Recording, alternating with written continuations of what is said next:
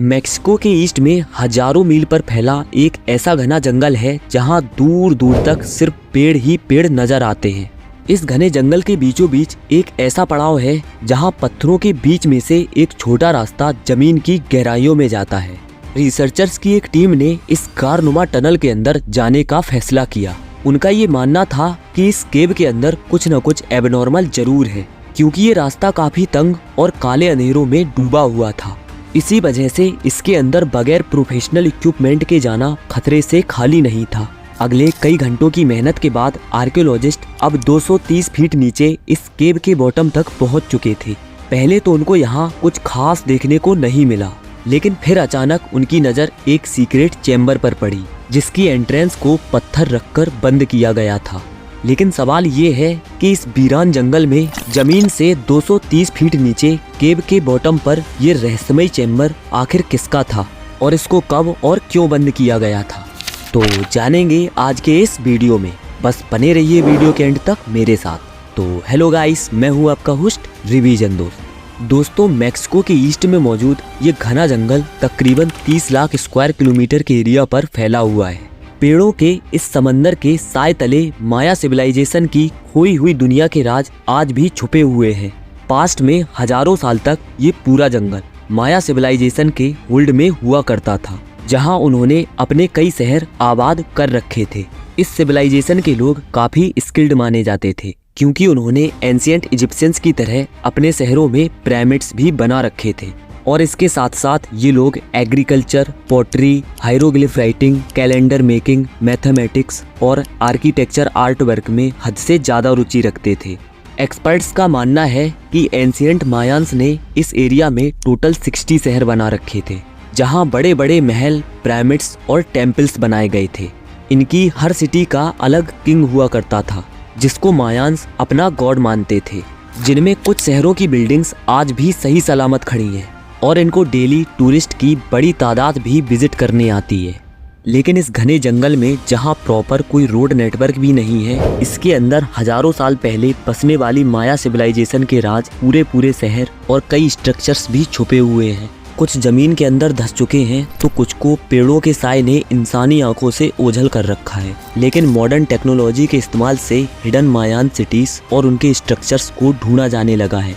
Experts अब lidar technology के इस्तेमाल से पेड़ों के इस समंदर के नीचे छुपे हुए स्ट्रक्चर्स की निशानदेही कर सकते हैं। लाइडार, जिसका मतलब है लाइट डिटेक्शन एंड रेंजिंग, ये एक ऐसी टेक्नोलॉजी है जिसमें एयरप्लेन से जमीन पर लेजर पल्स फेंकी जाती है। ये लेजर पल्स पेड़ पौधों को बाईपास करके जमीन से टकराकर वापस एयरप्लेन पर लगे सेंसर तक पहुंचती है और फिर इस डेटा को प्रोसेस करके ग्राउंड की एक शेप तैयार की जाती है। ये ऐसा ही है जैसे एक्सरे हमारी बॉडी की बोन्स का एक नक्शा बनाता है। हैरत अंगेज तौर पर अभी तक 5000 से भी ज्यादा मायान सिविलाइजेशन के खंडहर मिल चुके हैं। लेकिन एक्सपर्ट्स का ख्याल है कि असल में मायान ने इससे भी ज्यादा स्ट्रक्चर्स बनाए थे।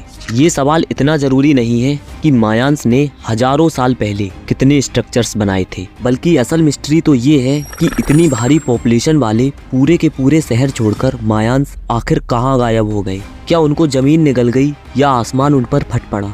इतने स्किलफुल होने के बावजूद भी वो कौन सी ऐसी चीज में कमजोर पड़ गए थे जो आज उनका इस जगह पर नामो निशान भी नहीं है। लाइडार टेक्नोलॉजी की मदद से आर्कियोलॉजिस्ट पहले ये जानते हैं कि जंगल के किस पॉइंट पे मायान रूइन मौजूद है और फिर वहाँ फिजिकली जाकर साइट पर इंग्रेविंग की जाती है। गल्फ ऑफ मैक्सिको के करीब यूकाटान रीजन में आर्कियोलॉजिस्ट को मायान्स के एक छोटे गांव के खंडहर मिले। इस गांव को कीविक कहा जाता है, जहां एक लोकल किंग ने ईयर 700 में, यानी आज से करीब 1300 साल पहले 20,000 पत्थरों को काटकर 30 फीट ऊंचा एक पिरामिड बनाया था। एंशिएंट मायान्स नॉर्मली अपने किंग को पिरामिड्स के अंदर एक रॉयल चैम्बर में दफन किया करते थे। इसी वजह से रिसर्चर्स ने इस पिरामिड के टॉप से इसके बॉटम तक एक शाफ्ट खोजने का फैसला किया, ताकि ये पता लगाया जा सके कि इस पिरामिड के अंदर कोई रॉयल चैम्बर मौजूद है या नहीं, और अगर है तो उसमें क्या कुछ मौजूद है। 21 फीट की खुदाई के बाद आर्कियोलॉजिस्ट को एक ऐसा पत्थर मिला जो एक साइड से बिल्कुल फ्लैट था।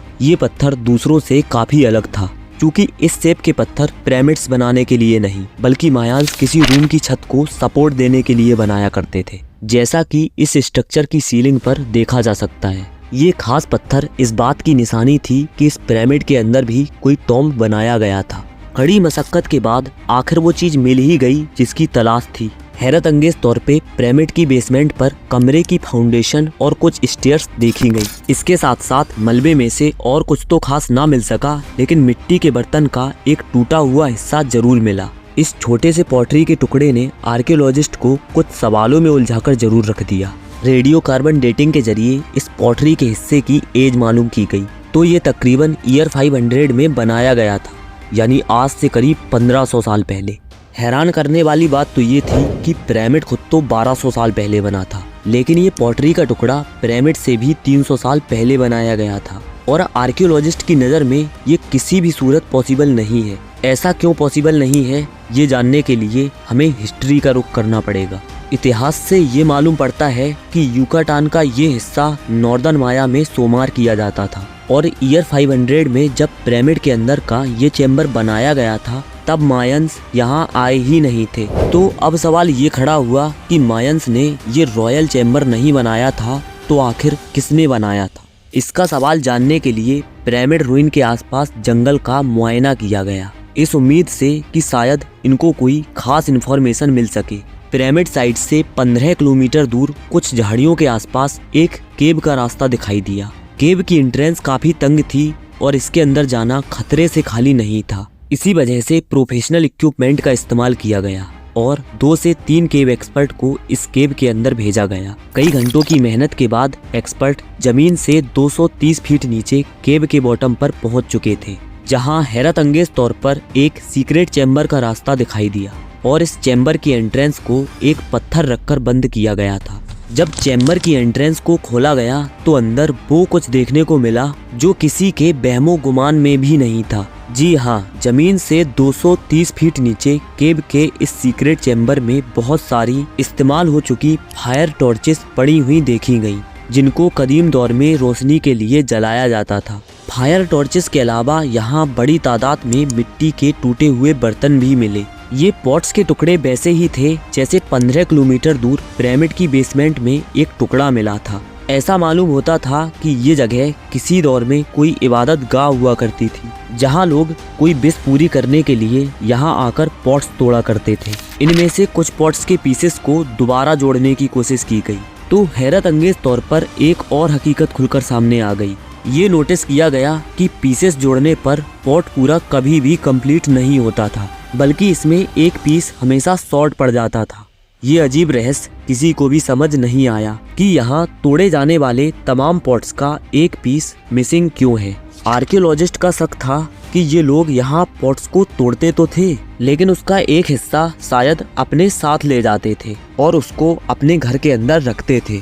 युकाटान रीजन में पिरामिड रूइन के बॉटम से पाया जाने वाला सिरेमिक पॉट का हिस्सा असल में इसी केव के बॉटम से लाया गया था। ये इस बात का क्लियर एविडेंस था कि कीवी के इस गांव में मायंस के आने से पहले यहाँ कुछ लोग रहते थे जो अपनी रिलीजियस प्रैक्टिस केव के अंदर जाकर किया करते थे और इनका भी रहन सहन तकरीबन माया सिविलाइजेशन के जैसा ही था। उधर जमीन के अंदर केव में सीक्रेट चैम्बर जहां सेरेमिक पॉट्स तोड़े जाते थे, वहां से आर्कियोलॉजिस्ट को केव में आगे जाने का एक रास्ता मिला। एक्सपर्ट्स ने कुछ एविडेंस हासिल करने के लिए केव के इस रास्ते पर जाने का फैसला किया। थोड़ा ही आगे जाने के बाद एक्सपर्ट्स को एक और सीक्रेट चैम्बर मिला, जहां पत्थर की दीवारों पर कुछ ऐसे नक्शे बने थे जिनको देखकर इंसानी दिमाग दंग रह जाता है। केव के इस गहरे पॉइंट पे पत्थर के ऊपर एक 3D जगुआर की पेंटिंग हो रखी थी। न सिर्फ इतना बल्कि दीवारों पर एक और पेंटिंग में जगुआर को हिरन का शिकार करते हुए भी देखा गया।